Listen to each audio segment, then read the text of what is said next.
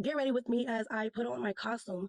And this year I am Lydia from Beetlejuice when she is being forced to marry the trickster demon Beetlejuice. This was my interpretation of that long gown because I was not about to do a long gown and her grungy, late 80s, 90s kind of aesthetic. So this was my black girl interpretation of it. And this is my black girl rant to go behind this costume. Okay. So I grew up Christian and I was not able to celebrate Halloween as a child. However, I've learned that there's nothing more demonic than adulting. Teaching your kids to fear the devil, but not the IRS and diabolical Republicans is crazy work. This year has been hard for me. So I tapped into my Halloween deprived inner child for emotional support. It's been a while since I made a costume, so this project was more than a passion project. It was healing. Beetlejuice is one of my favorite movies. As I rewatched the original film, I deeply resonate with Lydia. Why? Because I understand how long-term depression becomes something that adults tend to romanticize. Because we operate in it for so long that we don't even acknowledge we are depressed. We teeter between emotional breakdowns and masking it to make it through the day.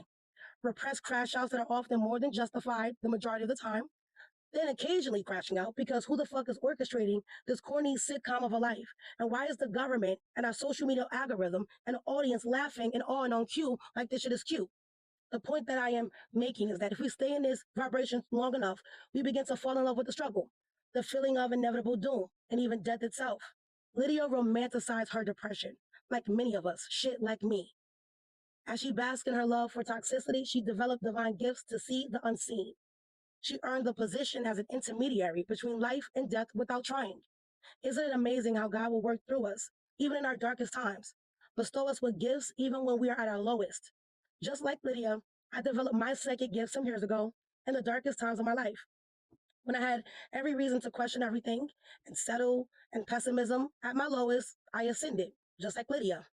Little did I know this ascension would attract trickster spirits, just like Beetlejuice, and low vibrational advantageous people, just like Beetlejuice.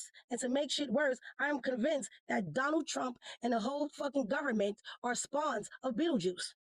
So, 9 years into my spiritual journey, I still struggle to emotionally regulate myself. Yet I continue to grow and ascend. Through healing and ascension, I'm constantly transmuting feelings of existential dread to facilitate growth. And I'm forever grateful for the wisdom to continue to rise above it all. Though Lydia, or through Lydia, I should say, I am reminded to not commit to the vibration of sorrow and fuckery that demands our time and attention. If we can't stop the reality of life that is adamant on challenging us through trifling people and corrupt infrastructure, at least we control the fuck out of it. And I'm a damn good troll.